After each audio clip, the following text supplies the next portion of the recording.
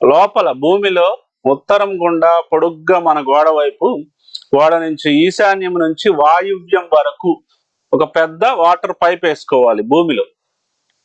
ఈశాన్యం నుంచి వాయువ్యం వరకు వేసుకొని వాయువ్యం గుండా అవుట్ సైడ్ మన కాంపౌండ్ అవుట్ సైడ్ వాటర్ ని ఏదైతే డ్రైనేజ్ లోకి వదులుకోవచ్చు. అర్థమైంది కదా?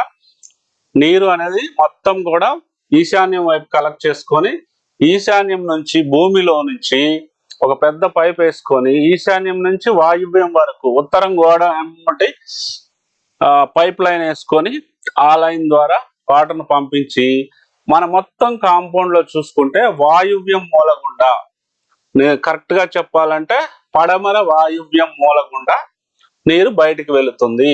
పడమర రోడ్డు ఉన్న ఇంటికి పడమర వాయువ్యం గుండా నీరు బయటికి వెళుతుంది. ఈ ప్రశ్నకు సమాధానం